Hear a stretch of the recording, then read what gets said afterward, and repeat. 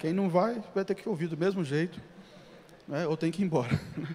Tito, capítulo 3, versículo 1. E já quero adiantar aos irmãos que este assunto não é um assunto que traz muita emoção, não é um assunto que traz muito resultado imediato, no sentido de glorificar, de chorar, mas é um assunto pastoral, de orientação para a igreja e especialmente para os obreiros, tendo em vista que é uma escola bíblica para obreiros, e é um assunto extremamente difícil de falar, porque quando o pastor da igreja fala sobre isso, sempre a impressão que dá é que está legislando em causa própria. Porém, irmãos, nós estamos com 10 anos de campo emancipado.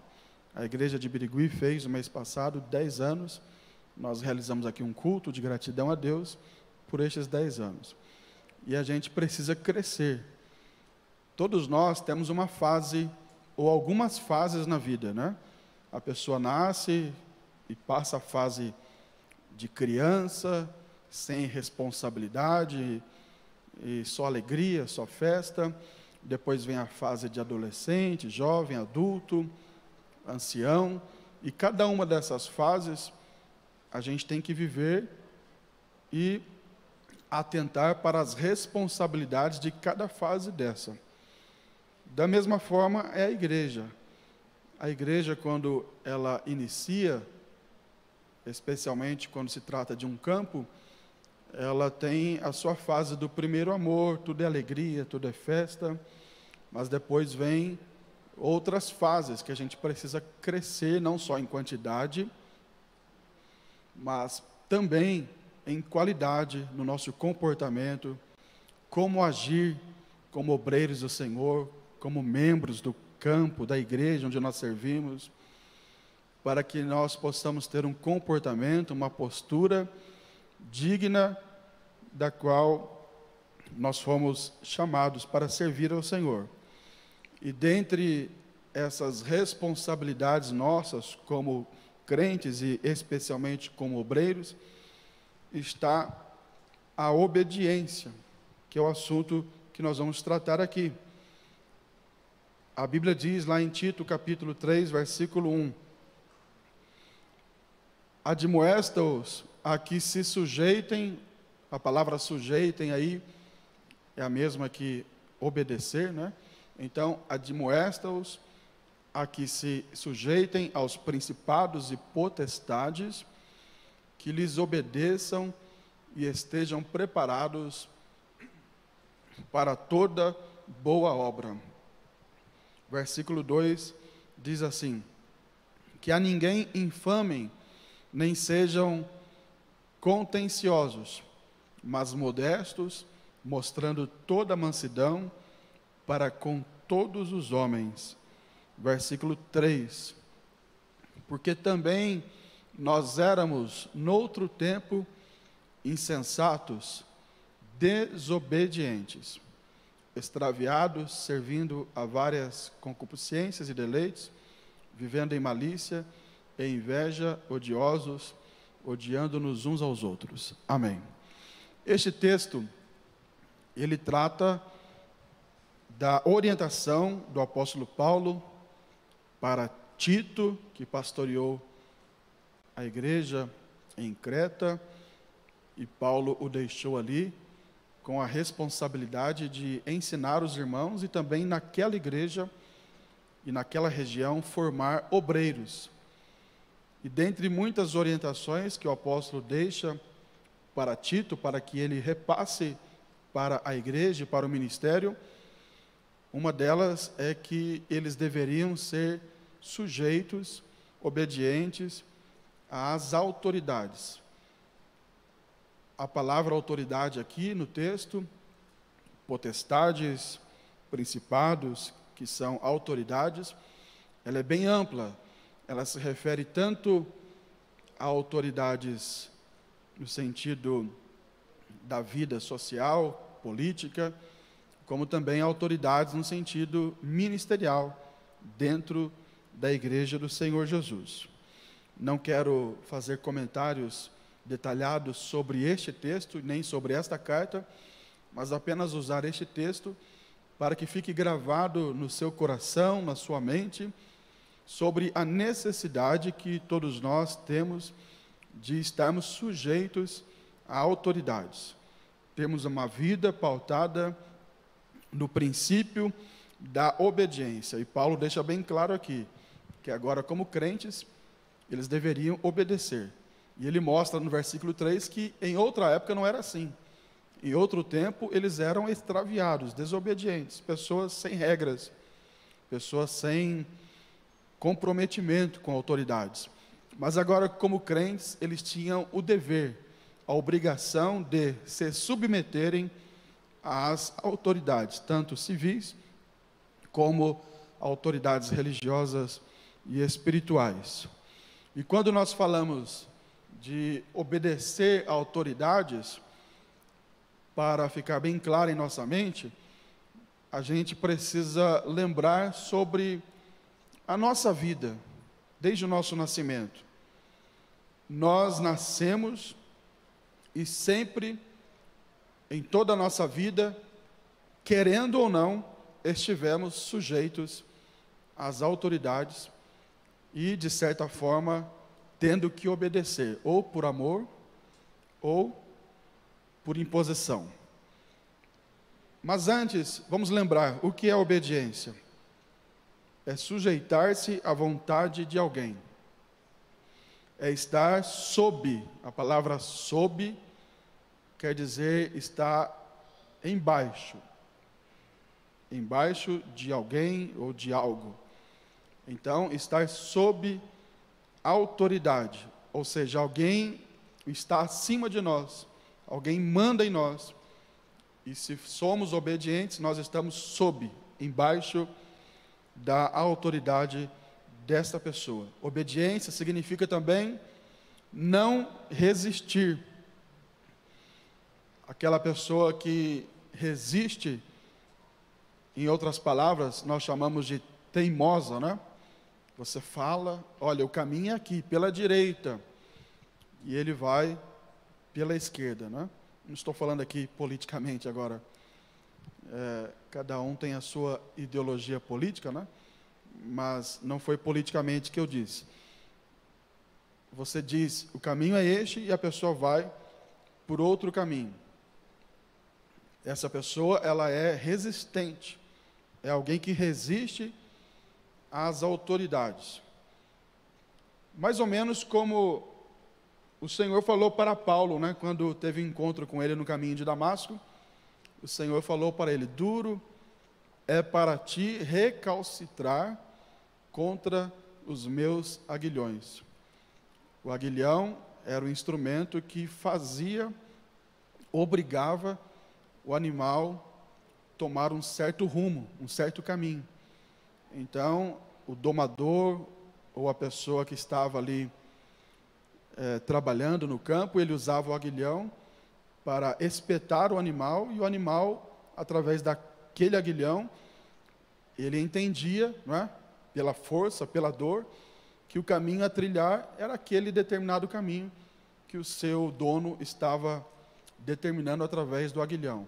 E o Senhor fala para Saulo, duro é para ti recalcitrar contra os meus aguilhões, dizendo para ele, olha, em outras palavras, Saulo, não resista o chamado, né? Obedeça, se submeta ao meu chamado. Foi isso que o Senhor falou para Saulo de Tarso, ali no caminho de Damasco. Obedecer é ceder, é abrir mão da nossa vontade, dos nossos direitos, em prol, em favorecimento à vontade de outra pessoa. Por essa conceituação de obediência, a gente já percebe que obedecer nunca é fácil. Quase sempre obedecer é algo complicado, porque você terá que se sujeitar à vontade de outra pessoa e abrir mão, normalmente, da sua própria vontade. Porém, é necessário obedecer, especialmente no que diz respeito à obra do Senhor, ao ministério. A obediência é um princípio que rege as nossas vidas em vários aspectos. Então, por exemplo, enquanto criança e adolescente, precisamos obedecer aos pais, aos professores. Uma criança, logo que ela começa a perceber a razão da sua existência, ela vai entender que tem sobre ela uma autoridade. Essa primeira autoridade sobre a criança são os pais. Então, os pais exercem esse papel de autoridade sobre as crianças e elas precisam obedecer. E quando elas não obedecem, os pais têm que usar de alguns recursos, né, para que essas crianças obedeçam. Tem que exercer a sua autoridade. Alguns pais, devido ao comportamento resistente de algumas crianças, eles vão ter que impor limites, castigos, né? Olha, se você não fizer o que eu quero, o que eu estou mandando, você vai ficar sem tal coisa. Por exemplo, é uma maneira de obrigar aquela criança a obedecer. Da mesma forma, os adolescentes, eles também precisam obedecer, tanto crianças como adolescentes vão para uma escola, e lá tem outra autoridade, que além dos pais, agora a outra autoridade são os professores, e as crianças, os adolescentes, os jovens, precisam obedecer esta autoridade chamada professor. Embora a gente esteja vivendo em dias difíceis, que a gente vê na mídia, alguns professores até apanham de determinados alunos, né? Mas isso é o resultado de uma sociedade sem estrutura familiar, sem Deus, sem regras. Mas aqueles que são criados numa família estruturada, numa boa família, eles aprendem que precisam obedecer não só aos pais, mas também obedecer os professores. Quando os jovens arrumam lá o primeiro emprego, tem que obedecer o patrão. Ninguém arruma um emprego e vai dizendo para o patrão: olha, eu vou trabalhar aqui das 10 ao meio-dia, meio-dia às 3 eu vou fazer almoço, depois das 3 às 4 é o segundo período. Não, ele vai se submeter às regras daquela empresa que o patrão determinou. Precisa obedecer, porque se não obedecer não tem emprego, se não obedecer não tem salário, se não obedecer não vai conseguir sucesso na sua vida profissional. Então os jovens devem obedecer o patrão, o professor na faculdade, as leis do nosso país. Eu estou mostrando para os irmãos que a obediência ela rege a nossa vida. E às vezes, já quero aqui adiantar um pouquinho esse assunto em relação à vida da igreja, ao ministério. Às vezes, dentro da igreja, alguém quer viver de modo desobediente, sendo que lá fora tem que obedecer. Querendo ou não, precisa obedecer. Então, o jovem vai tirar a carta de habilitação, não é? Ele precisa obedecer às leis do país, às leis de trânsito. Ele vai votar, ele precisa obedecer à legislação eleitoral. Ele vai prestar um concurso, precisa obedecer às regras daquele concurso vestibular e afins, coisas parecidas com essas. Aí ele sai da juventude e ele vai casar. Aí ele diz assim: bom, enquanto criança eu obedecia, enquanto adolescente eu obedeci, enquanto jovem eu obedeci, agora eu vou casar, vou ser dono do meu próprio nariz. Aí que ele se engana e se lasca de vez. Não é? Porque ele vai casar, primeiro tem que obedecer às leis do matrimônio, não é isso? Doutor Isaías, doutor Davi. Ninguém casa a hora que quer, do jeito que quer. Tem que ir lá no cartório, tem que preencher documentos, tem que obedecer os prazos, tem que preencher os requisitos que a lei determina para que ele se case. Veja que ele está obedecendo outra vez. Querendo ou não, ele está obedecendo. Aí ele casou, tudo bem, está lá. Na lua de mel, ele vai descobrir, se for homem, ele vai descobrir que tem alguém que manda nele de novo. E esse alguém é a esposa dele, que vai começar a mandar na vida dele, no celular dele, no cartão de banco dele, no carro dele. Enfim, ele não manda mais em nada. Ele perdeu todos os seus direitos depois que ele casou mas esse é um assunto que vai ser falado à noite, né? Família. Estou mostrando para os irmãos que tem que obedecer. Aí na família vem os filhos precisam obedecer os pais, e assim por diante. E na igreja não é diferente. Somos submetidos às regras de nossa denominação. Nós servimos a Deus na Igreja Evangélica Assembleia de Deus, Ministério do Belém. E cada denominação tem as suas regras, tem as suas normas, tem o seu estatuto. E aqui vale um lembrete, muita gente já sabe, mas quem sabe há pessoas novas aqui que não sabem, é bom falar, né? A igreja ela tem dois aspectos.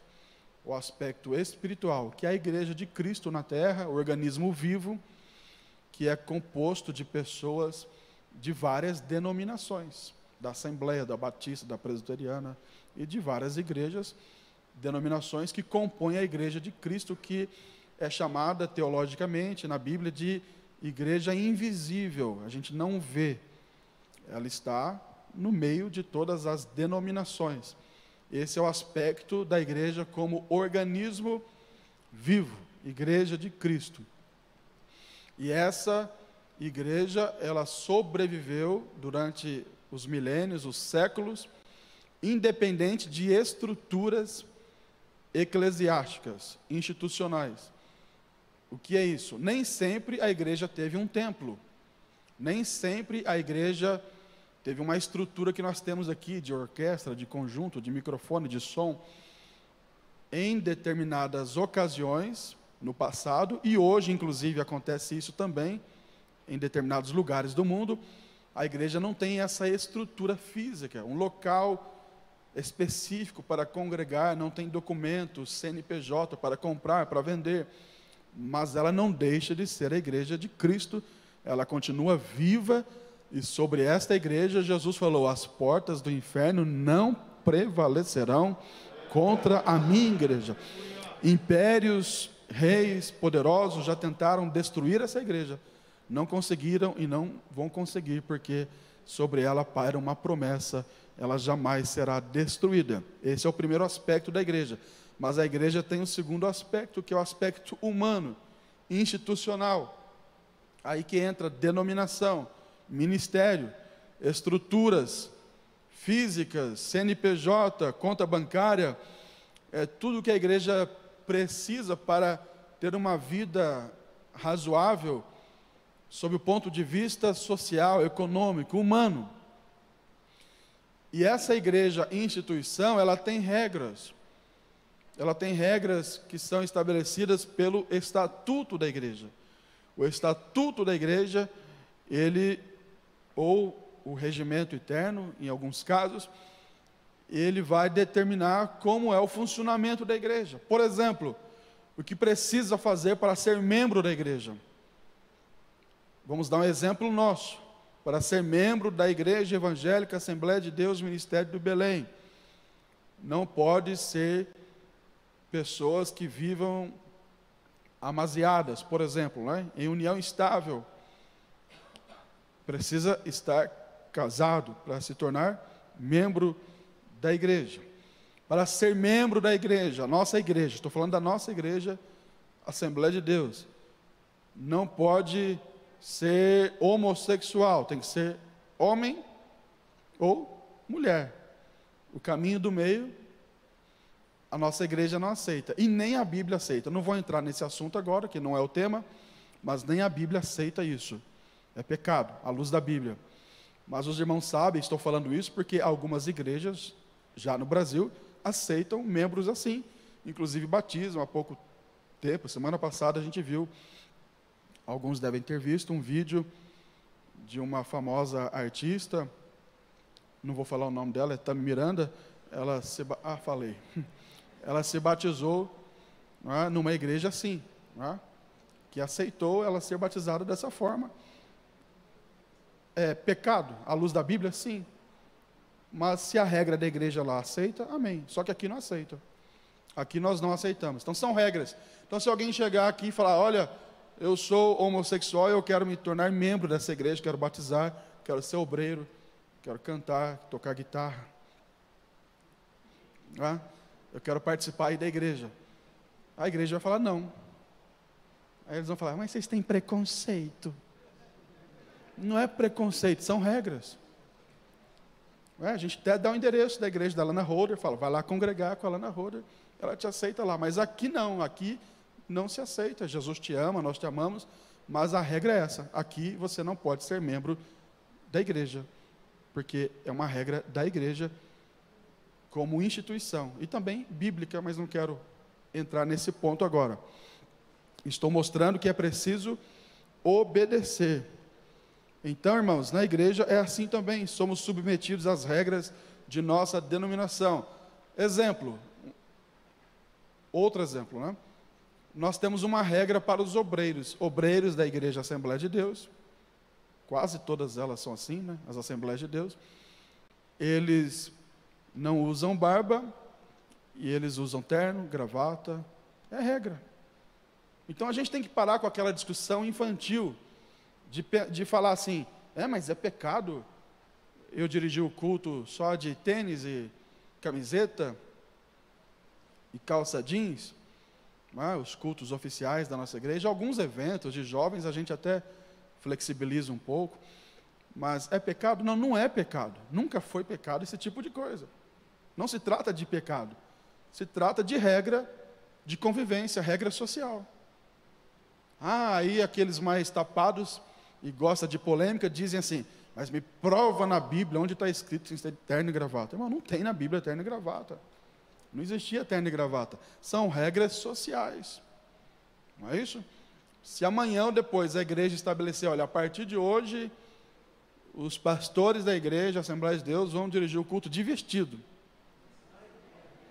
A gente já compra um para o pastor Eliseu, o Moacir, porque é uma regra, assim como algumas nações têm essa regra. Você olha algumas nações, o homem está lá de vestido, né? Tem o nome da roupa deles lá, não lembro, mas é vestido, né? Está lá de vestido. Na Escócia, por exemplo, né? São regras sociais, regras daquela nação, daquela igreja, daquela instituição. Assim como existem regras na sua empresa, onde você trabalha. Quem trabalha de empregado em alguma empresa, algum escritório aqui, levante a mão e diga amém. Amém. Bastante gente, né? Tem certeza que lá tem regra também. Regra para horário de entrar, de sair, horário de almoço, quanto à vestimenta, quanto ao uso ou não de celular, de telefone, de internet. São regras que existem e a gente precisa abrir na nossa mente. Quem quer crescer, a Bíblia fala que a gente deve crescer na graça e no quê? No conhecimento. Quem quer crescer aqui, crescer na mente, não é fisicamente não, porque fisicamente alguns já chegaram no limite, né? Mas quem quer crescer na mente, no entendimento, diga amém.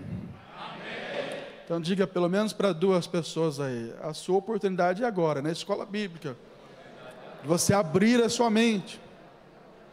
Não se admite membro da Assembleia de Deus, principalmente se for obreiro, ficar com esse tipo de discussão, hein? Porque prova para mim se é pecado usar barba, se não é, se é pecado isso, pecado aquilo. Irmão, são regras sociais. Vocês nunca vão me ver aqui tentando justificar o não uso de barba, ou o uso de terno e gravata, ou no caso das irmãs, o uso de vestido, de saia, tentando justificar teologicamente. Eu nunca vou fazer isso porque isso aí é meninice e é forçação de barra, né? Que alguns fazem. Eu sempre explico o seguinte, são regras sociais, de convivência de uma instituição, e a gente deve entender isso, né? Então, exemplo, a igreja estabelece regras para se vestir, e nós devemos, na medida do possível, obedecer, né, essas regras. Regras para quem deseja ser um obreiro.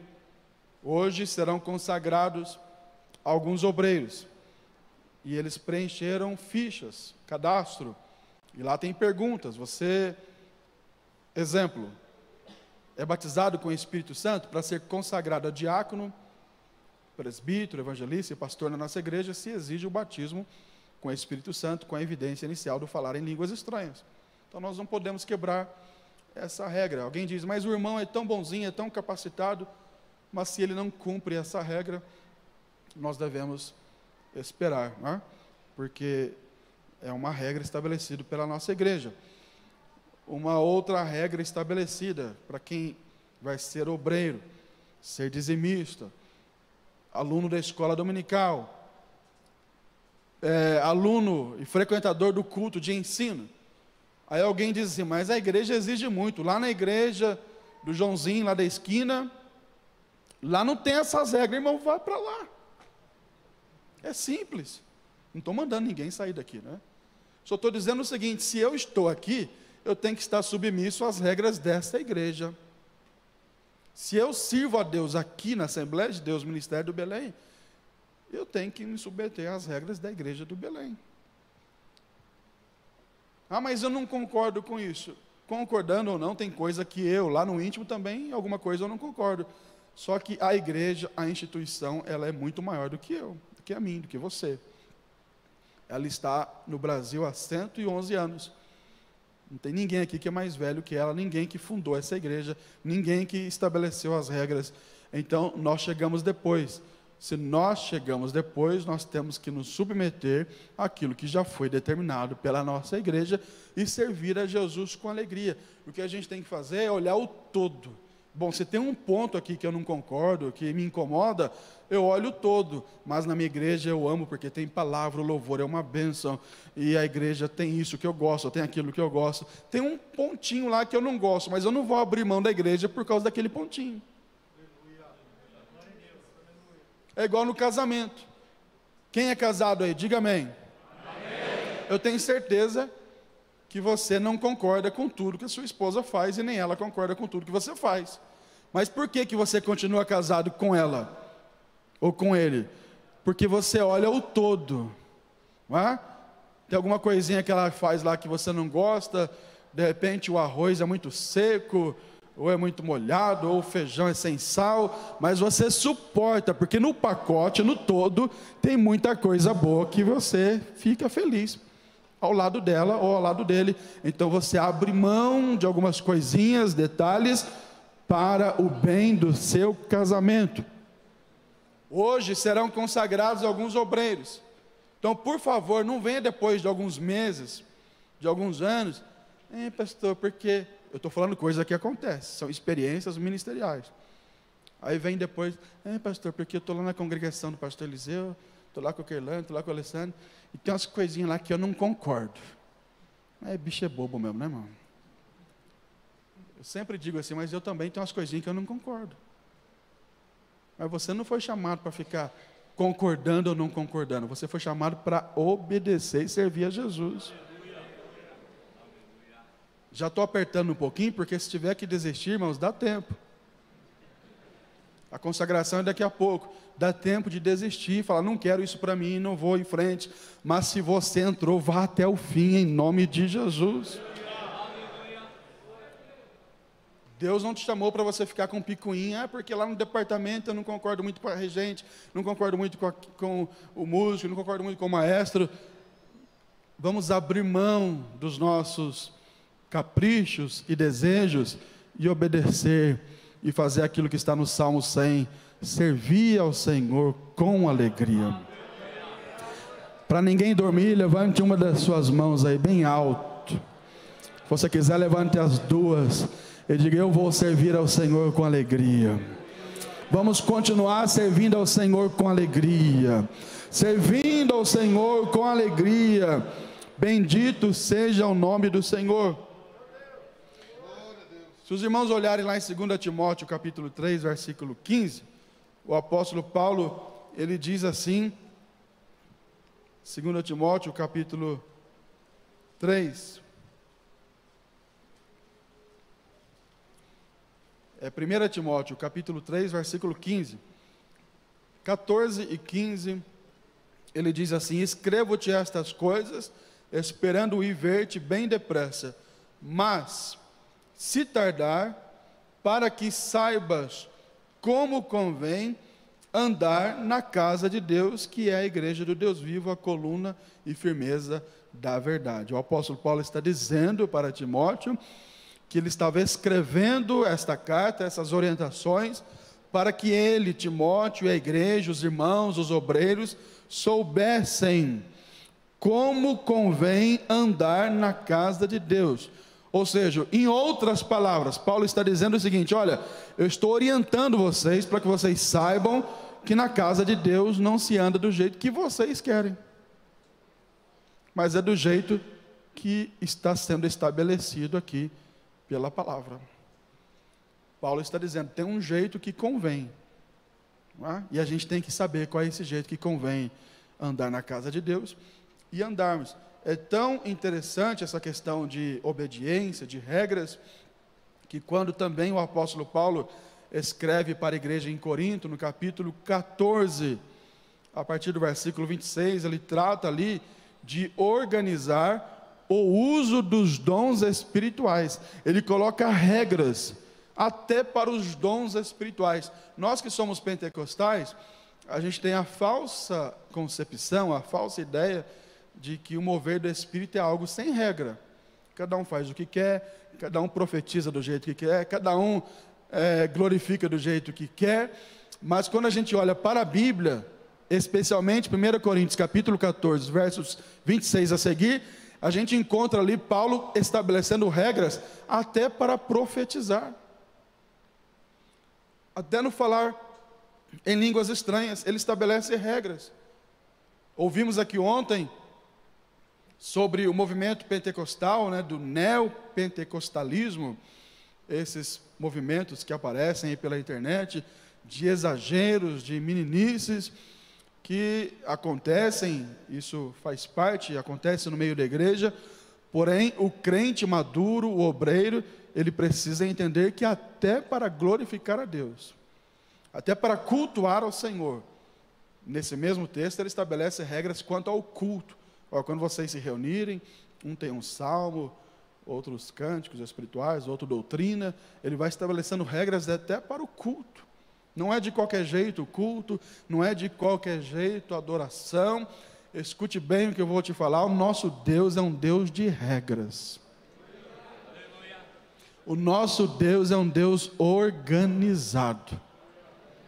Quem acha que vai chegar lá no céu e vai ser a casa da mãe Joana, cada um faz o que quer, está enganado. Lá no céu, cada um tem a sua função, Deus Pai, Deus Filho, Espírito Santo, arcanjos, serafim, querubins, anjos, cada um na sua função, obedecendo aos comandos. Lá no céu, tudo é organizado. E a igreja que vai caminhar para o céu também tem que ser organizada. Tem que obedecer regras. Então, irmãos, nós estamos submissos às regras. Nós devemos andar em obediência. O que a Bíblia condena, é importante ressaltar isso aqui, é a obediência cega. O que é a obediência cega? É obedecer ordens absurdas, orientações contrárias à palavra de Deus. Lá em Gálatas capítulo 1, versículo 8, o apóstolo Paulo diz assim: mas ainda que nós mesmos, ou mesmo um anjo vindo do céu, pregue, anuncie outro evangelho, além do que vos já tenho anunciado, seja anátema. Olha o que Paulo está dizendo: olha, eu estou pregando o evangelho, estou ensinando vocês, e mesmo que eu mesmo, ou nós mesmos, ou outro anjo, venha e pregue outro evangelho, vocês não considerem, não obedeçam, considerem anátema, maldito. O que Paulo está dizendo aqui, em outras palavras, é o seguinte: há regras, há pregações, há ordens, há orientações que vocês não devem obedecer. E quais são elas? Aquelas que contrariam aquilo que a Bíblia já estabeleceu. Então, se eu chegar aqui, irmãos, a partir de hoje, é um exemplo absurdo, mas só para a gente entender, os exemplos ajudam a gente a abrir a mente. A partir de hoje, está determinado, quem é cooperador e diácono, antes de vir para o culto, tem que tomar um copo de vinho. E de presbítero para cima é cachaça. Tem gente que gostou da ideia, né? É uma ordem, sim ou não? Você vai obedecer, sim ou não? O pastor está doido, né? Isso seria uma obediência cega. Igual apareceu na televisão um tempo atrás, alguém deve ter visto, um pseudo pastor, né? Ensinando que os homens deveriam, baseado num texto lá do Velho Testamento, que eu não me lembro agora, que eles deveriam pegar as mulheres e adulterar. Não é? E ele ensinava e ensina isso. Não é?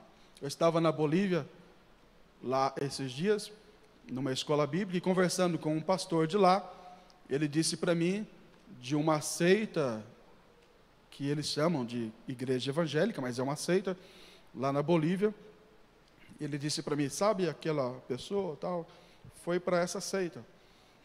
E, segundo ele, o líder dessa seita prega que todas as moças virgens da igreja precisam, antes de casar, dormir com o líder daquela seita. Mas não é dormir só de roncar, né? Vocês entenderam o que eu falei, né? Precisam passar pelo líder para depois casar.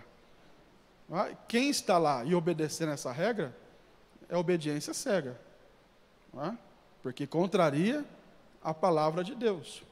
Então, quando você recebe uma ordem, você tem que comparar aquela ordem com aquilo que diz a palavra do Senhor. É nesse sentido que Pedro falou, quando proibiram ele de pregar, né? Vocês não vão mais falar de Jesus. Aí ele responde, está lá em Atos, acho que é o capítulo 5, ele diz assim, importa antes obedecer a Deus do que aos homens. Ou seja, quando houver uma regra do homem que contraria a palavra de Deus, você fica com aquilo que Deus e a sua palavra estabeleceram. Então a Bíblia condena a obediência cega. Agora, obedecer, nós encontramos esse princípio em toda a Bíblia.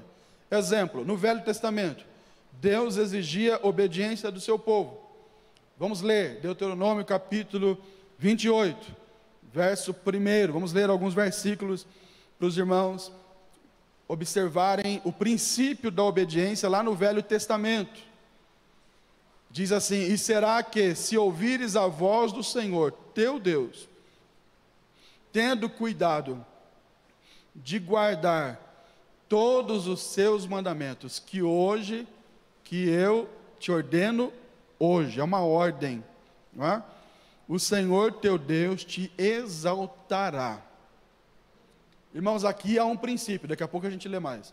Aqui há um princípio que deve ser obedecido. Deus está dizendo, olha, primeiro você tem que ouvir a minha voz. Deus está dizendo através de Moisés, primeiro você tem que ouvir a voz do Senhor e guardar todos os seus mandamentos. Se você ouvir a voz do Senhor, guardar os seus mandamentos, que eu estou te ordenando hoje, então o Senhor teu Deus vai te exaltar.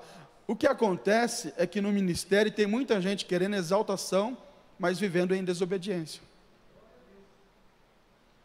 E aqui há um princípio estabelecido pela Bíblia. Primeiro obedece, depois é exaltado. Lá embaixo, no mesmo capítulo, eu acho que é o versículo 12 ou 13, diz que ele vai colocar por cabeça. Vamos até ler. Aqui, deixa eu procurar o versículo. 13, pode colocar na tela. E o Senhor te porá por cabeça e não por cauda.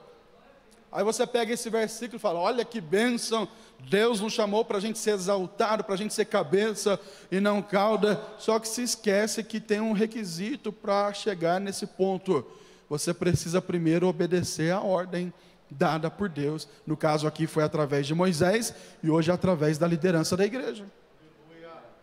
Aí muitos querem exaltação, mas o pastor não me vê, o pastor não me dá oportunidade, o pastor não me consagra a obreiros, o pastor não me chama para cantar, para pregar, mas vive numa vida de desobediência, irmãos. Tudo que a igreja estabelece, ele não obedece, vive resistindo. Eu disse no início que obedecer é não resistir, ele vive resistindo à autoridade, ele vive de maneira dissoluta, ou seja, sem regras, é ele quem pastoreia ele mesmo. Ele é o pastor dele, é ele quem determina o que ele vai fazer, o que ele não vai fazer. aí ele quer ser honrado. O princípio bíblico para ser honrado, em primeiro lugar, deve obedecer. Eu disse que a palavra não é muito agradável de ouvir, mas eu tenho certeza que vai ficar gravada no seu coração alguns dias. Quem sabe meses, quem sabe anos, ela vai ficar gravada no seu coração. Você quer ser abençoado? Quer ser honrado? Obedeça. Diga pelo menos para 2 pessoas aí: o caminho da obediência nos leva à exaltação. Diga aí: o caminho da obediência nos leva à exaltação. Obedeça. Ah, mas eu fui colocado aqui para ser porteiro. Seja o melhor porteiro. Obedeça. Eu fui colocado aqui só para servir água no púlpito. Sirva de maneira correta, água geladinha. De vez em quando, se Deus tocar no seu coração, compre uma água de coco. Imagina o que o pastor não vai pensar de você. Não é, moça? Você está pregando aqui, suando, calor, e daqui a pouco chega o Eduardo aqui com uma aguinha de coco. Está aqui, pastor, para o senhor. Ele nunca mais vai esquecer desse obreiro, irmão. Eu me lembrei disso agora, porque eu fui pregar numa escola bíblica lá em Maceió, Alagoas, e quando vieram servir água, foi água de coco. Aí o pastor, eu nunca mais esqueci, que o pastor falou para mim assim: ó, esse irmão, ele trabalha vendendo coco na praia, água de coco na praia. E ele traz para o culto para servir os pastores. Irmãos, nunca mais esqueci esse irmão. Estou dando um exemplo aqui para os irmãos entenderem que quando você faz o trabalho bem feito, de maneira amorosa, cuidadosa, honrando, você também será abençoado. Se Deus te colocou lá na congregação, seja ela pequena ou grande, faça da melhor maneira possível. Se você está na frente de um departamento, faça da melhor maneira possível, em obediência, e Deus vai te honrar, Deus vai te abençoar. No tempo certo, Deus vai te honrar. Aí você diz assim: não, mas o dirigente que eu trabalho com ele é ruim, ele não honra a gente não. Porque às vezes tem pessoas assim mesmo, que é difícil de honrar o outro, né? Mas escute, mesmo que eu não te honre, mesmo que eu não reconheça o seu trabalho, ou por vontade própria, que não é o meu caso, espero, ou por distração, né? A gente não consegue também resolver tudo, mas tem um que todas as suas obras estão anotadas lá diante dele. Eu vou repetir: todas as suas obras, todo o seu trabalho na obra de Deus está anotado diante dele. E a Bíblia diz que o nosso trabalho não é vão no Senhor. Ele tem uma recompensa. Lá em Hebreus, capítulo 11, fala que é preciso crer em Deus. Tem fé no Senhor, chegar até Ele, crendo que Ele é galardoador daqueles que o buscam. O que é galardoador? É aquele que dá prêmios. É aquele que abençoa. Ah, pastor, mas aqui na terra eu não estou recebendo nada. Não é verdade o que eu vou falar, é só uma hipótese. Mesmo que você não receba nada aqui na terra, não é verdade, você vai receber aqui também. Mas mesmo que você não recebesse nada aqui na terra, quando a igreja subir, nós participaremos do tribunal de Cristo. E segundo o que o apóstolo Paulo ensinou, 1 Coríntios capítulo 3, no tribunal de Cristo, as nossas obras serão julgadas. E Ele vai recompensar cada um segundo as suas obras. O tribunal de Cristo não é para julgar se vai ser salvo ou não. Todos lá já estão salvos. Lá é julgamento de obras. É para o Senhor chegar para você e falar: Misael, você ficou lá em Zacarias, naquela cidade que não tem shopping, não tem metrô, não tem tanta coisa para você passear, mas você suportou lá, está aqui a sua obra. O resultado da sua obra está aqui o seu galardão, o seu prêmio. Você ficou lá na igreja, lá no Cidade Jardim, tocando, ajudando os departamentos, parece que ninguém reconhecia o seu trabalho, mas está aqui, eu estou reconhecendo, está aqui o pagamento do seu trabalho. Breve Jesus voltará e nós subiremos e receberemos das mãos do Senhor a recompensa pelo nosso trabalho. Quantos podem glorificar ao nome de Jesus? Levante uma das suas mãos e dê glória ao nome do Senhor. Aleluia. Então, tem que obedecer para depois ser exaltado. E no Novo Testamento, eu dei um exemplo do Velho. E no Novo Testamento, olha o que diz Lucas 6:46. Palavras de Jesus. Em certa ocasião, ele disse assim para as pessoas que estavam à sua volta: por que me chamais Senhor, Senhor, e não fazeis o que eu digo? Em outras palavras, Jesus está dizendo: vocês ficam me agradando com as palavras? Senhor, Senhor, chefe. Mas na hora de fazer o que eu mando, vocês não fazem. É o que Jesus está reclamando. Se Jesus, sendo Deus, reclamou disso, imagine nós que somos homens, né? Jesus está dizendo para as pessoas: olha, vocês me honram com as palavras, dizendo Senhor daqui, Senhor dali, mas não fazem o que eu mando, não fazem o que eu digo, não me obedecem. A gente aprende aqui, irmãos, neste texto, que Jesus só é Senhor. Diga comigo: Jesus só é Senhor de quem lhe obedece. Agora pergunte para quem está ao seu lado: ele é teu Senhor? Faça a segunda pergunta: você está obedecendo? Está andando em obediência? Jesus está mostrando que ele só é Senhor para aqueles que lhe obedecem. Mas vamos aplicar isso na vida da igreja, do ministério, na nossa vida aqui hoje. Muitos, com a boca, reconhecem a nossa liderança. Aqui tem vários dirigentes de congregações, e o que eu passo, eles passam também. Talvez não na mesma proporção, mas eles também passam. Eles devem conhecer alguém, pelo menos uma vez na vida, já devem ter visto alguém que chega e fala: meu pastor.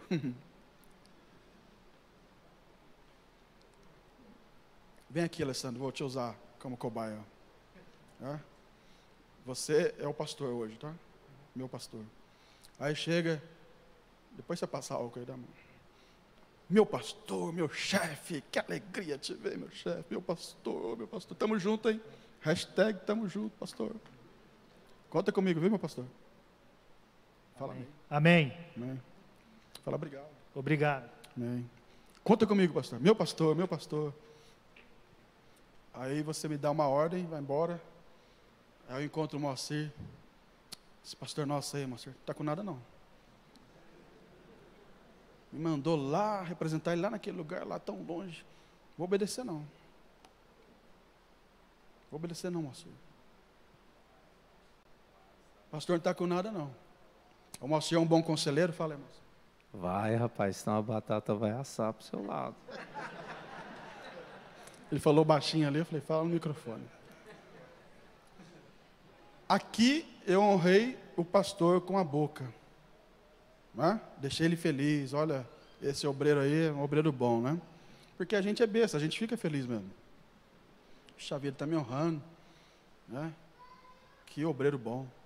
Só que lá para o Moacir eu desonrei com as minhas atitudes, não obedeci. Vamos dar um exemplo bem nosso.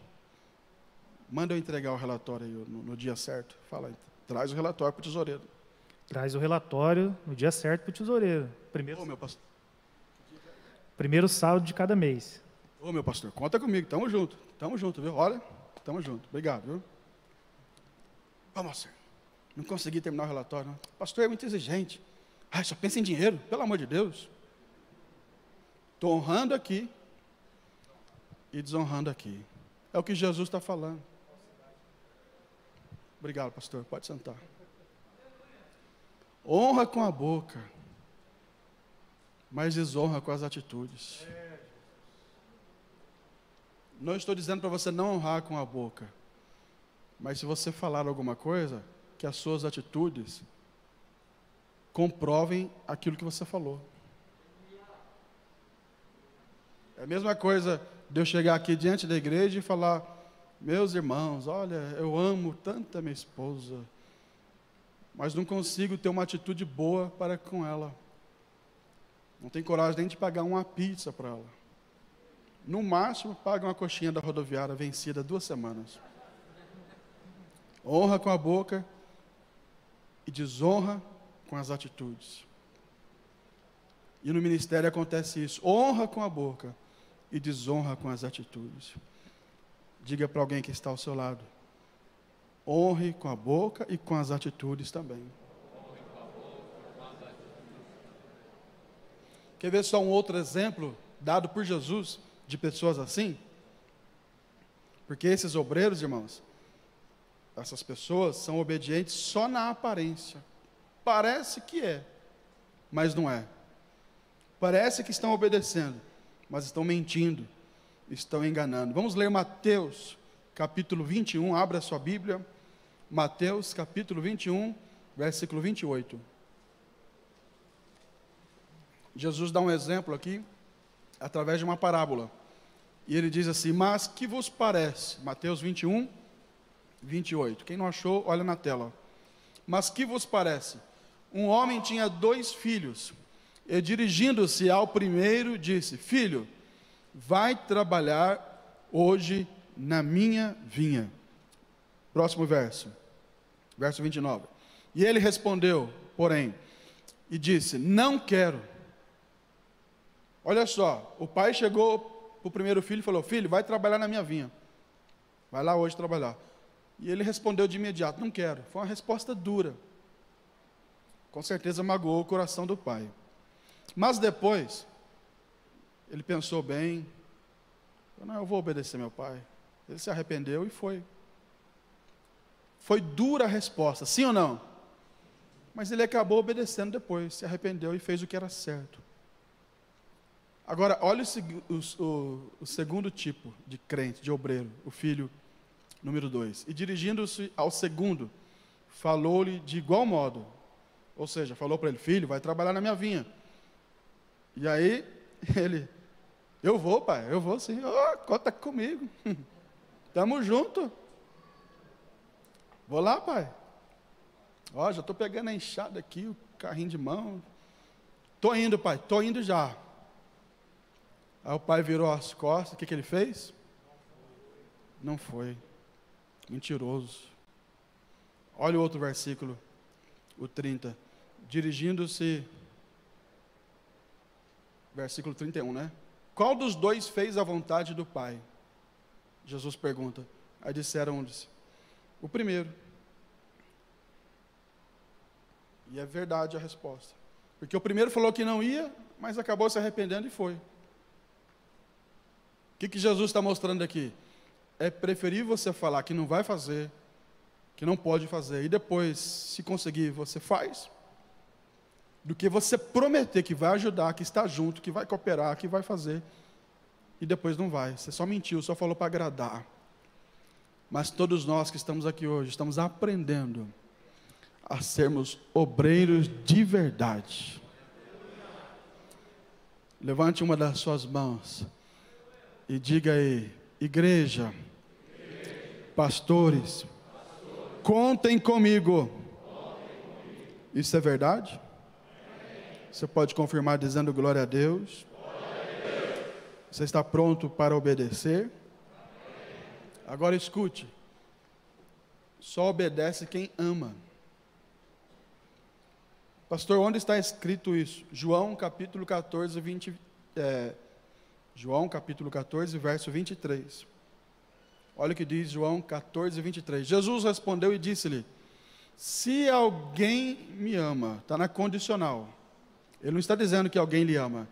Ele está dizendo, se é que alguém me ama, então essa pessoa guardará a minha palavra. Ou seja, vai obedecer a minha palavra. A palavra guardar aí tem esse sentido. Vai obedecer a minha palavra. E o meu Pai o amará. E viremos para ele e faremos nele morada. Sabe o que a gente aprende aqui, irmãos? É que existem 2 tipos, pelo menos, de amores. Tem um amor da parte de Deus, que é um amor para a salvação. Esse amor está lá em João 3,16. Deus amou o mundo, todo mundo. Brasileiro, americano, europeu, asiático, rico, pobre, gordo, magro, feio, bonito, ele amou todo mundo. Independente da condição social, econômica, ele amou o mundo. Esse é o amor para a salvação. Mas quando se trata de honrarias na obra dele, Deus não ama todo mundo. Não é heresia, tá? É o que a Bíblia está mostrando. João 14, 23 de novo. Se alguém me ama, quem ama Jesus aqui? Amém. Qual é a prova que você ama Jesus? Você obedece a palavra dele. Agora vamos aplicar. Quem ama a igreja? Quem ama o ministério? Quem ama o seu pastor? Diga amém. Amém. Qual é a prova que você ama? Qual é a prova? Você obedece. Aí Jesus está falando, se você me ama, então você guarda a minha palavra, e se você me ama e guarda a minha palavra, então meu Pai vai te amar também, Ele vai te honrar. É um tipo de amor que está ligado à honra. Não é amor para salvação, é amor para honrar aquele que ama. É por isso que alguém às vezes até diz ou pensa, mas por que o dirigente da minha congregação está sempre junto com fulano? Porque fulano sabe honrar. Porque as oportunidades estão dadas para aquela pessoa? Porque aquela pessoa sabe honrar. Agora, se alguém fica lá pelos cantos, desobedecendo, falando mal, não honrando, como será honrado também? Como será visto também? Há pessoas que fazem parte da nossa igreja, do nosso ministério, não é para vocês, porque vocês estão aqui, graças a Deus, eu creio que todos estão enquadrados no sentido positivo da palavra, mas há pessoas que fazem parte da nossa igreja, do nosso ministério, mas vivem desonrando a nossa igreja, desonrando o nosso ministério, desonrando a sua liderança, não obedecendo e querem honras. Não terão. Para receber honra é Jesus quem está ensinando. Em primeiro lugar, você precisa me amar, e se você me ama, você obedece às minhas palavras. Quem é pai aqui ou mãe, diga amém. Amém. Eu tenho certeza que você tem prazer em retribuir, em presentear o seu filho ou a sua filha quando eles te honram e te obedecem. E se eles entram pelo caminho da desobediência, você, como um bom pai e uma boa mãe que vocês são, vocês vão aplicar algumas sanções, vão castigar, mostrando para eles que o caminho da desobediência é um caminho errado, mas aqueles que obedecem serão honrados. É o que a Bíblia nos ensina, é o que o Senhor Jesus nos apresenta aqui neste texto. Lá em João, capítulo 21, versículo 15, diz a Bíblia assim, que Jesus, depois de estar ressurreto, ele se encontra com os seus discípulos, e depois deles terem comido, perguntou Jesus a Simão Pedro: Simão, filho de João, amas-me mais do que estes outros? E ele respondeu: sim, Senhor, tu sabes que te amo. Disse-lhe: apacenta os meus cordeiros. Pensa comigo, olha aqui, pensa um pouquinho. Jesus está restaurando Pedro. Pedro o negou, Jesus morre, ressuscita e vai atrás de Pedro. E agora, antes de dar a Pedro o ministério, para que Pedro viesse a pastorear a igreja, Jesus pergunta para ele: você me ama? O que a gente aprende aqui? Jesus está mostrando o seguinte: eu não vou te dar a igreja para você pastorear se você não me ama. É Jesus quem está perguntando, irmãos. Quem quer aprender com Jesus? Amém. Jesus está perguntando: você me ama mais do que estes aqui, que eram os peixes? Senhor, tu sabes que eu te amo. Aí Jesus então responde: então vai pastorear minhas ovelhas. Quer responsabilidade na igreja, cargos na igreja, funções da igreja? Ame a sua liderança. Diga para alguém que está ao seu lado: aprenda a amar a sua liderança. Esquece agora que quem está te falando é o seu pastor. Estou falando aqui para a igreja de forma geral. Você deve amar a sua liderança. Hoje sou eu, amanhã pode ser outro. Lá na sua congregação tem um pastor também. Ame a sua liderança, porque a obediência, ela é consequência do amor. Quem ama, obedece. Diga comigo: quem ama, obedece. E outra coisa, quem obedece honra. Diga comigo: quem obedece honra. Olha o que diz 2 Reis, capítulo 3, versículo 11. Perguntou, porém, Josafá: não há aqui algum profeta do Senhor para que consultemos o Senhor por ele? Respondeu um dos servos do rei de Israel: aqui está Eliseu, filho de Safate, que deitava água sobre as mãos de Elias.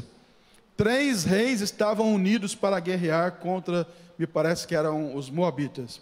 Eram os reis de Israel, rei de Judá, rei de Israel, rei de Judá, e o rei dos edomitas, de Edom. Os 3 reis se reuniram para lutar contra os inimigos moabitas, e faltou água para o exército, para os animais. E então Josafá pergunta: olha, não tem nenhum profeta aqui para nos ajudar, para consultar, para orar ao Senhor, para Deus dar uma resposta para a gente? Aí um servo que estava lá disse: olha, tem sim, tem um profeta aqui. Quem é ele? Ele é Eliseu.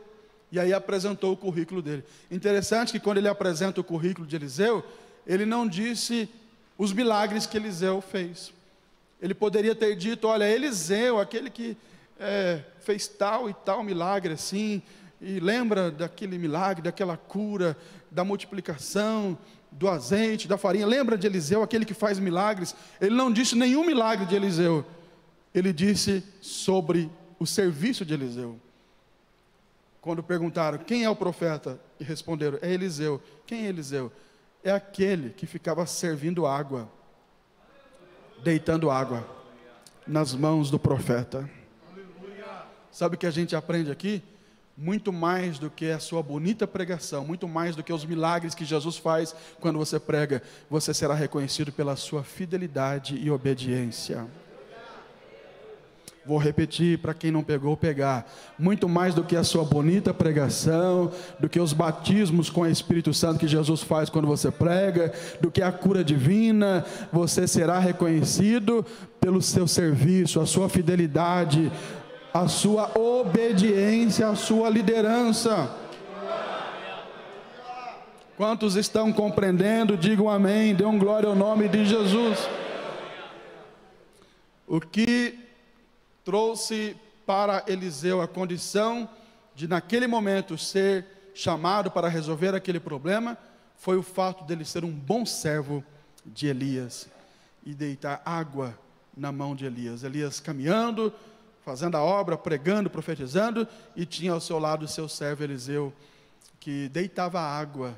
A expressão deitar água, aplicando aqui para a nossa realidade, é alguém que oferece para o seu líder refrigério. Porque não se engane, irmãos, ser líder, ser pastor, a carga é pesada.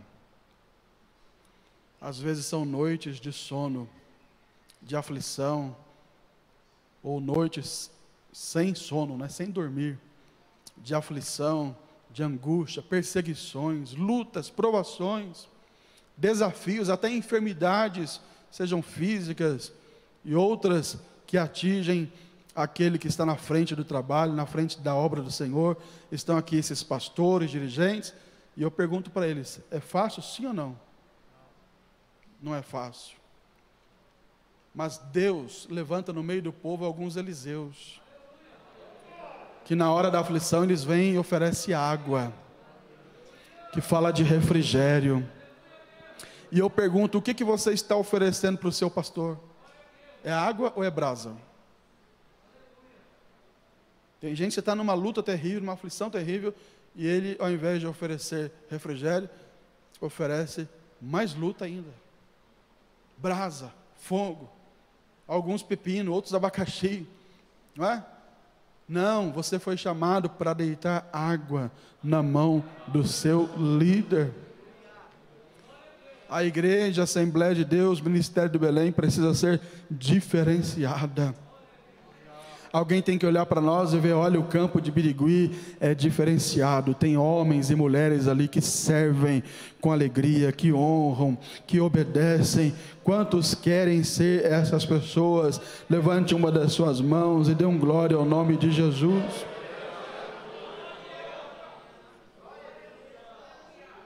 Porque honrar nossos líderes é uma das provas cabais que nós lhe somos obedientes. Porque a obediência requer ação, atitude e não apenas palavras. Para a gente caminhar para o final, quem me dá mais 5 minutos, levante a mão. 5, 10, 15, 20, 25. Vamos emendar com a noite, né? Para a gente caminhar para o final. Outro exemplo também de Eliseu, mas agora Eliseu está numa outra posição. A Bíblia diz que os filhos dos profetas, os discípulos de Eliseu, eles estavam num lugar que ficou apertado, numa congregação que ficou apertada. Segundo Reis, capítulo 6. E eles então falaram para Eliseu: olha, Eliseu, nosso pastor, nosso líder, né? Vamos até o Jordão, vamos tomar de lá cada um de nós uma viga, e vamos construir um lugar maior para a gente congregar, para a gente habitar.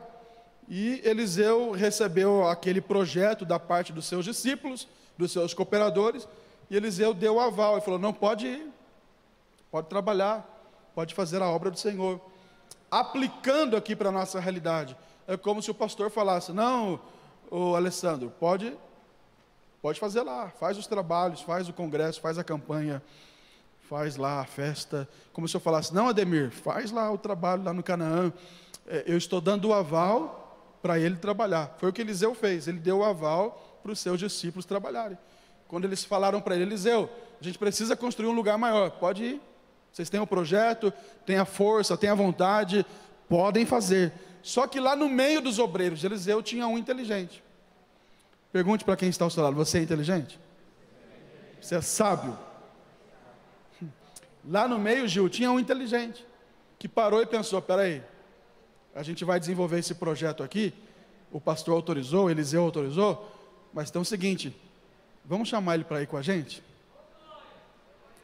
Aí um lá chegou e falou para Eliseu, a Bíblia não diz o nome, só fala que é um.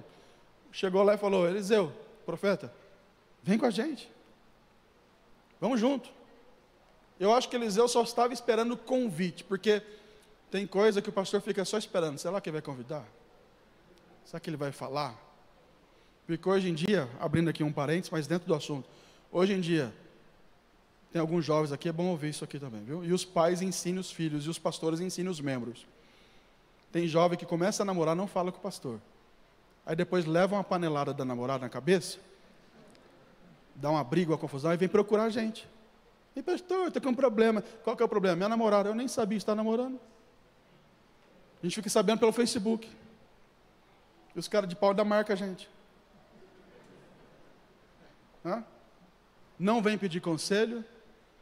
Quem aprendeu aqui? Os mais antigos aí, Eliseu, Moacir, Gerson. Quem aprendeu aqui que precisa consultar o pastor? Sim ou não? Quem aprendeu assim? Questão de honra, de obediência. Além dos seus pais, claro. Em primeiro lugar, seus pais. Aí começa a namorar, não consulta, não pede conselho. E o mais grave, tem gente que marca até casamento. Fala: pastor, estou querendo casar. A gente pensa que é daqui 3 anos. Ô, irmão, vamos conversar, fazer um curso. Não, é amanhã já.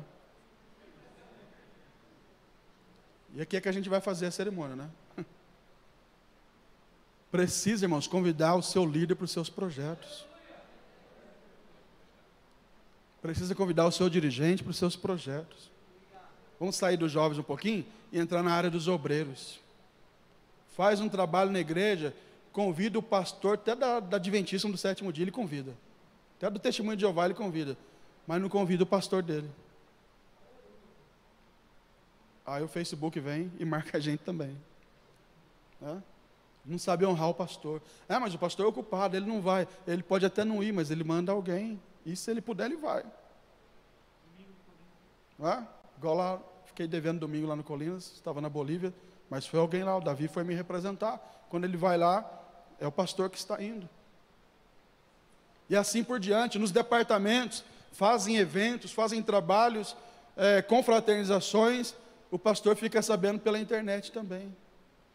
Escute, olhe para mim, o que eu vou falar aqui não é para agradar ninguém, não estou preocupado em agradar ninguém agora. Eu estou preocupado em ensinar. Quem quer aprender, diga amém. Amém. Sabe quem te colocou nesse departamento, seu abençoado? Foi o seu pastor. Sabe quem te colocou na frente dessa congregação? Foi o seu pastor.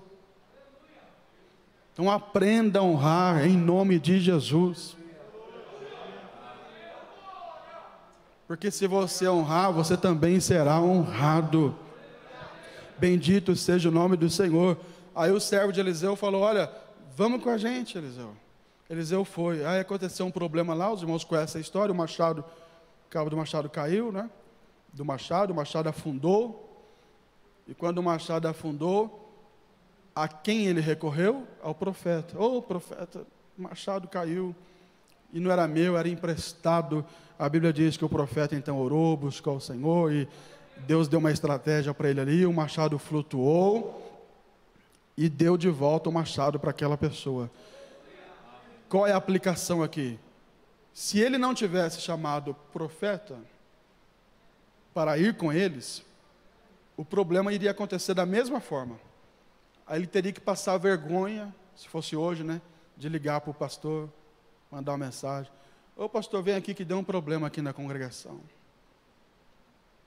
Mas que problema que é? É que eu fiz uma festa e convidei um pastor, um pregador, ele falou algo aqui que trouxe um problema. Mas aí o pastor vai falar assim: mas eu nem estava sabendo dessa festa. Você nem perguntou para mim se podia levar tal pregador. Agora, se ele se antecipa, conforme esse servo se antecipou, e chega no profeta, no pastor, e fala: olha, vou fazer tal festa, quero levar tal pregador, assim, assim, ok, pode fazer, estarei lá, ou mandarei alguém para me representar. Se der algum problema, o pastor já está sabendo, já está ali para ajudar, para resolver. Foi o que aconteceu aqui. Ele não dormiu no ponto. Este servo de Eliseu teve a inteligência de chamar, já pensando, antevendo uma situação ruim, e ele disse no seu coração: quem sabe, olha, eu vou levar o meu líder, porque se der algum problema, ele está lá, e vai ser resolvido o problema como de fato foi. Honre o seu líder, honre o seu pastor, aprenda a honrá-lo nos trabalhos do seu departamento, da sua congregação. O líder precisa ter primazia nos trabalhos da igreja, na direção do culto.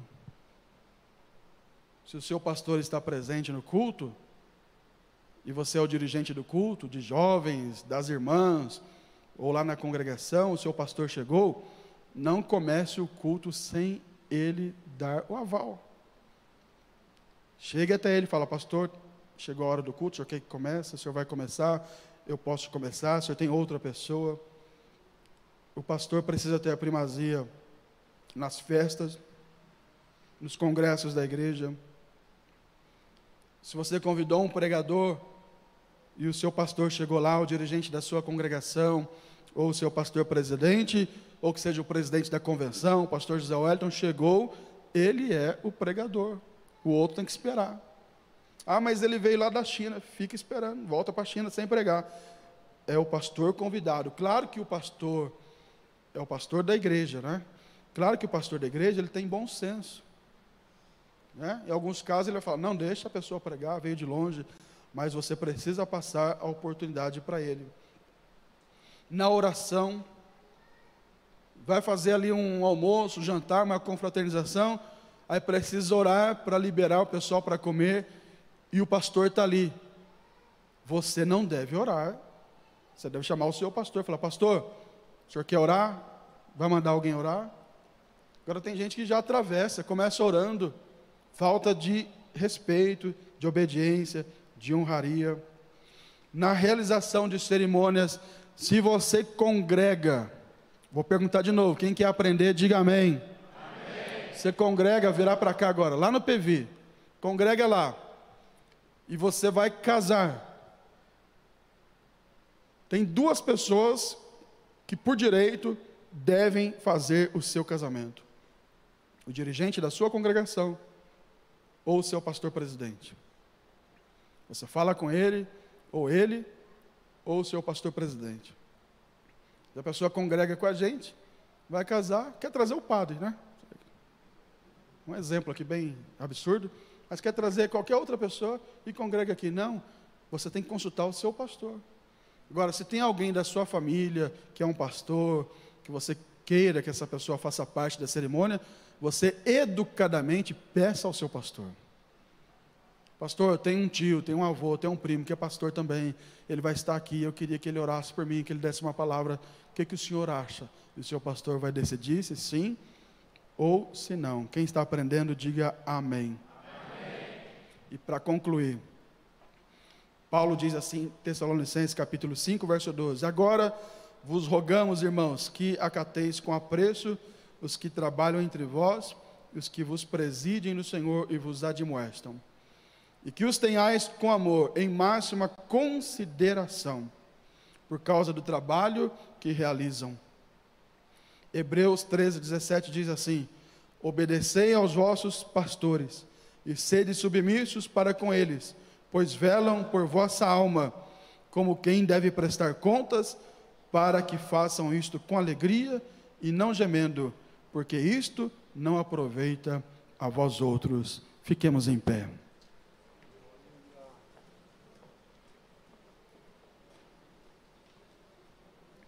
Quantos compreenderam a palavra? Diga para algumas pessoas ao seu lado: guarde no seu coração esta palavra. Diga mais: seja um obreiro diferente, que se destaca para o bem.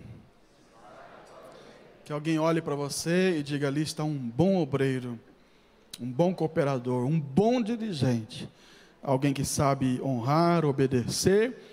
E eu tenho certeza, escute antes de nós orarmos, você não vai perder nada.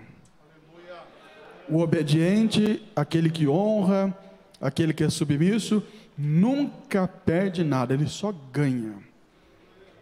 Aqueles que trilham pelo caminho da obediência, eles alcançarão posições maiores, posições de destaque. E alguém vai olhar e vai dizer: mas como ele chegou lá? Como ele chegou até aquela posição? É porque ele trilhou o caminho da obediência. Não adianta nada você ter talentos e não ser obediente. Não adianta nada você pregar bonito, cantar bonito, ensinar bonito, pregar e fazer fogo cair do céu, porque aprendemos aqui na conferência jovem que até o diabo faz fogo cair do céu. Não adianta nada disso se você não for obediente. Só quem deseja ter um ministério pautado na obediência, curva a sua cabeça agora, feche os seus olhos e nós vamos orar nesse instante.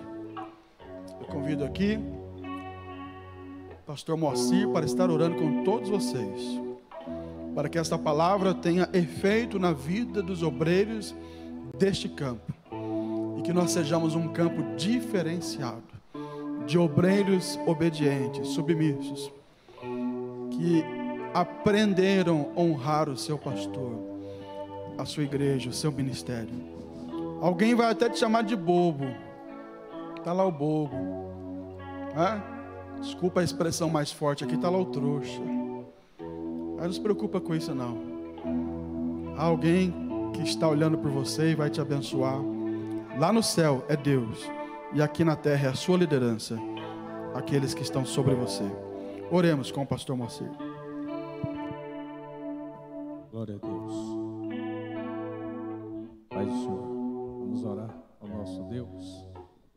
Boa foi essa palavra que recebemos, que todos nós possamos meditar nela por muitos dias, até você morrer. E você não vai errar, você vai acertar, e Deus vai te abençoar e te honrar, conforme o nosso pastor pregou aqui hoje. Glória a Deus. Oremos ao Senhor. Se você tem algum sentimento, se você se referenciou naquele segundo filho, dá tempo de mudar, dá tempo de ser o primeiro filho, de mudar de atitude e receber as bênçãos de Deus. É melhor obedecer do que sacrificar, diz a Bíblia. Então oremos ao Senhor. Querido Deus, querido Pai, Senhor amado e eterno, te agradecemos nesta tarde, Senhor, pela bênção do Senhor que temos recebido da tua parte, da tua mão. Aleluia, esta palavra que ouvimos nesta tarde, Senhor, aleluia, que ela é uma palavra de reflexão, de pensamento, ó Deus amado, mas nós pedimos, Senhor, que cada um de nós possamos, ó Pai, nos submeter debaixo das potentes mãos de Deus, aleluia, do querer do nosso Pai, do nosso Senhor e Salvador Jesus Cristo. Ó Pai amado, se temos andado ou feito ou pensado algo diferente, Senhor, desta orientação, aleluia, que a bondade e a misericórdia do Senhor esteja sobre nós, nos perdoando, nos ajudando, ó Pai, a nos alinhar, meu Senhor, dentro, aleluia, da modulação da palavra do Senhor, do querer do nosso Deus, ó Pai amado, e possamos assim juntar as forças com o nosso pastor, com os nossos dirigentes, com aqueles que estão, ó Pai, sob nós, aleluia, na hierarquia da nossa igreja, do ministério do Belém. Meu Pai querido Deus, abençoa agora, aleluia, estende a tua mão agora, Senhor, e abençoa, aleluia, este grupo, este corpo de obreiros que estão diante da tua presença, Senhor, os mais velhos, os mais novos, aqueles que estão ainda em nascimento, Senhor, que a tua mão, Senhor, seja sobre nós, que nós possamos colher, ó Pai, os frutos desta pregação, que a nossa vida, aleluia, receba bênção e bênção sobre bênção, pela obediência, pelo trabalho, pelo bom trato, na presença do nosso Senhor. Nós pedimos estas bênçãos, ó Pai, e desde já, meu Senhor, te agradecemos em nome de Jesus. Amém. Glória a Deus. Aleluia.